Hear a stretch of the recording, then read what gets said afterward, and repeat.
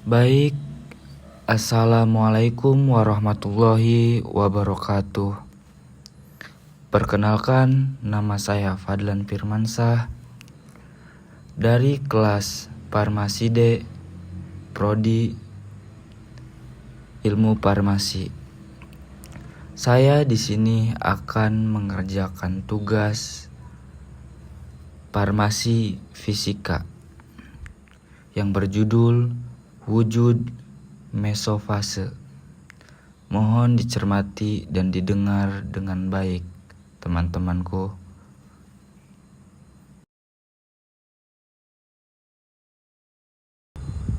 Wujud mesofase.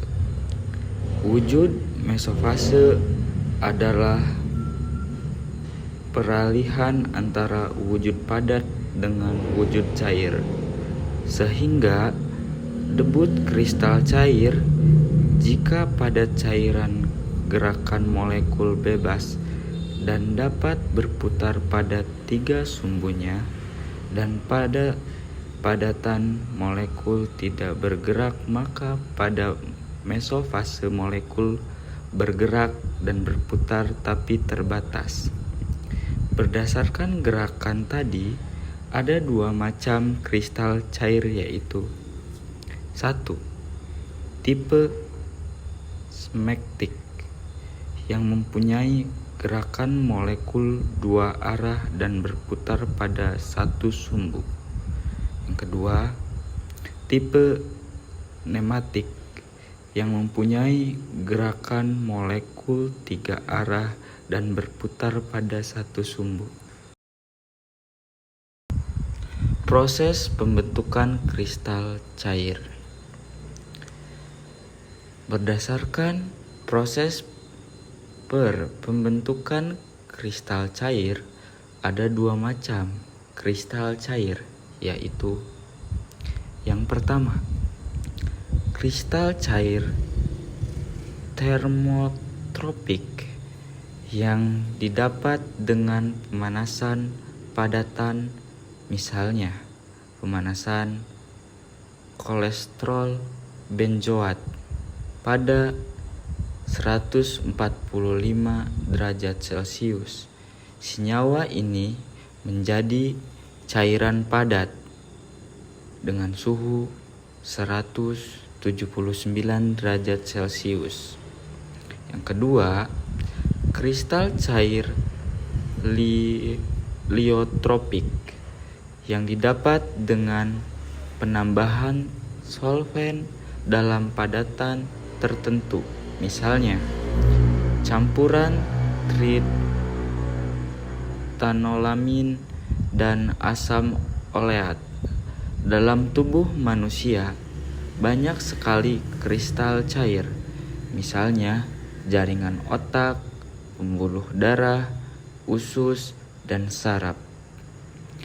Bentuk sediaan semi padat biasanya juga bersifat kristal cair. Kesetimbangan fase. Fase adalah bagian dari sistem yang dengan jelas secara fisik terpisah dari bagian yang lain. Jika fase telah mengalami kesetimbangan, maka besaran-besaran yang ada dalam sistem tersebut sudah berada dalam keadaan yang konstan. Sejumlah besaran intensif perlu dinyatakan supaya sistem tersebut bisa ditiru dengan pasti. Jumlah besaran intensif minimal yang diperlukan ini disebut jumlah derajat bebas. Derajat bebas. J. Willard Gibbs telah membuat suatu persamaan untuk menghitung jumlah minimal ini.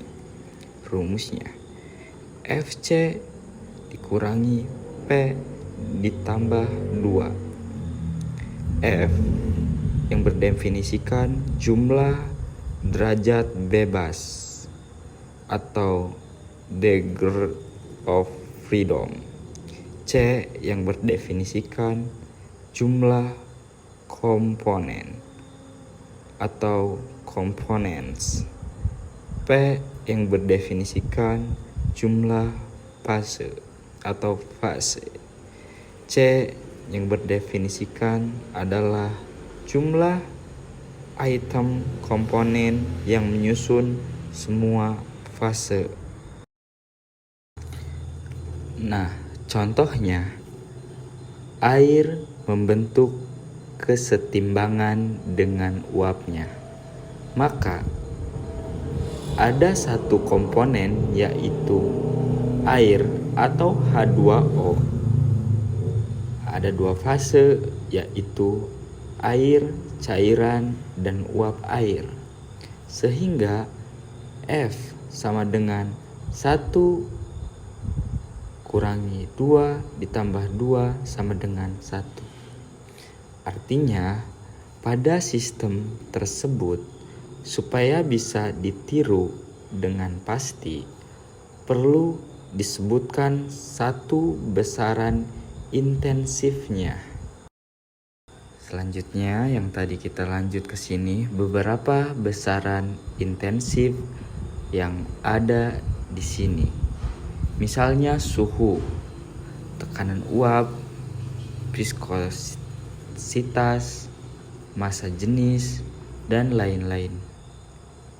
Jika disebut satu besaran, misalnya suhunya 100 derajat Celcius, maka otomatis yang lain mengikuti. Misalnya tekanan uapnya 1 atm, viskositasnya dan densitasnya sudah ada data yang pasti. Nah, itu tadi sudah jelas. Sekarang kita akan menyaksikan video pembuatan kristal cair. Ini dia video pembuatan kristal cair. Mohon dicermati dan dilihat dengan baik, teman-teman.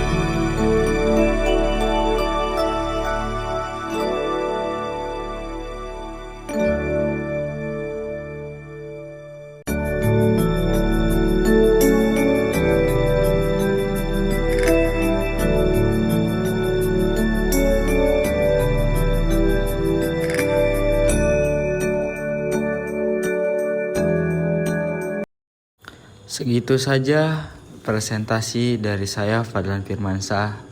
Kurang lebihnya mohon maaf, karena saya manusia biasa tidak luput dari kesalahan.